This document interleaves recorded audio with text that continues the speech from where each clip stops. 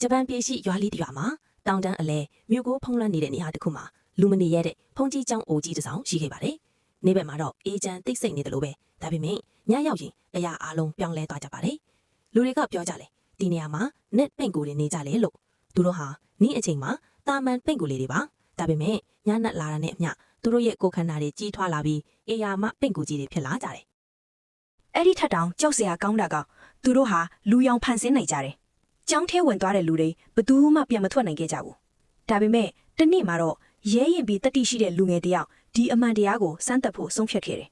။သူကလမ်းပြတစ်ယောက်နဲ့အတူညအချိန်မှာကျောင်းအိုကိုရောက်လာတယ်။မနက်အထိကျွန်တော်အသက်ရှင်နေရင်အပေါ်ဓာတ်ကစီကြီးကိုတီးပါမယ်။အဲ့ဒီလိုပြောပြီးလမ်းပြကိုပြန်လွှတ်လိုက်တယ်။ယခုတော့သူတယောက်တည်းတန်းလောင်ကြော်လာတယ်။အရာအားလုံးတိတ်ဆိတ်လွန်းလာတယ်။ရုတ်တရက်လူနိုင်ရတယ်ပင့်ကူကြီးတစ်ကောင်မျက်လုံးတစ်လုံးနဲ့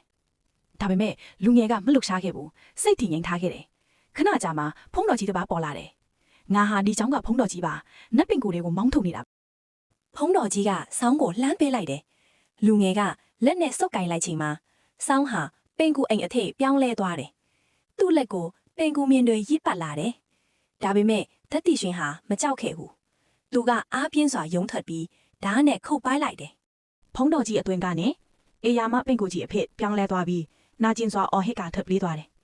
မနက်မိုးလင်းလာတယ်လူငယ်ဟာအပေါ်ဓာတ်ကိုတတ်ပြီးစီကြီးကိုတီးလိုက်တယ်ရွာသားတွေပြေးလာကြတယ်သူတို့မျက်စိရှေ့မှာတတိရှင်လူငယ်ဟာအသက်ရှင်လျက်ထိုနေ့မှစ၍ကျောင်းအိုကြီးမှာနတ်ပင့်ကူအန်ဒီရေမရှိတော့ဘူးတကယ်တတိဆိုတာကျောင်းမိပေမဲ့မထွက်ပြေးတာပဲဂျပန်ပြည်ရှိရွာလေးတစ်ရွာမှာတောင်တန်းအလဲမြို့ကိုဖုံးလွှမ်းနေတဲ့နေရာတစ်ခုမှာလူမနေရတဲ့ဖုန်ကြီးကျောင်းအိုကြီးတစ်ဆောင်ရှိခဲ့ပါတယ်။နေ့ဘက်မှာတော့အေဂျန်တိတ်ဆိတ်နေတယ်လို့ပဲဒါပေမဲ့ညရောက်ရင်အရာအလုံးပြောင်းလဲသွားကြပါတယ်။လူတွေကပြောကြတယ်ဒီနေရာမှာနက်ပင့်ကိုတွေနေကြလေလို့သူတို့ဟာနေ့အချိန်မှာတာမန်ပင့်ကိုလေးတွေပါဒါပေမဲ့ညနက်လာတာနဲ့အမျှသူတို့ရဲ့ကိုယ်ခန္ဓာတွေကြီးထွားလာပြီးအေယာမပင့်ကိုကြီးတွေဖြစ်လာကြတယ်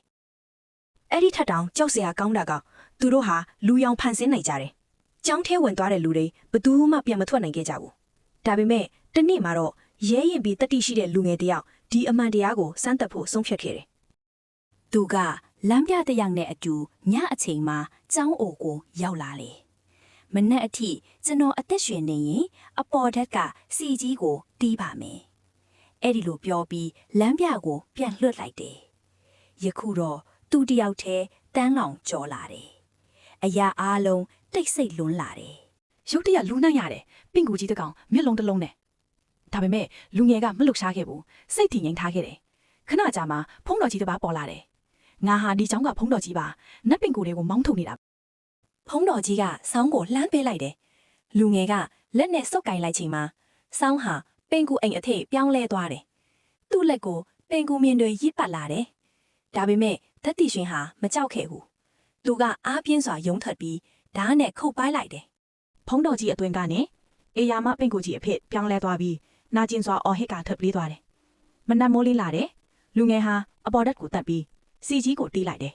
ရွာသားတွေပြေးလာကြတယ်သူတို့မျက်စိရှေ့မှာတတိရှင်လူငယ်ဟာအသက်ရှင်လျက်ထိုနေ့မှစ၍ကျောင်းအိုကြီးမှာနတ်ပင့်ကူအန်ဒီရေမရှိတော့ဘူးတကယ်တတိဆိုတာကျောင်းမိပေမဲ့မထွက်ပြေးတာပဲ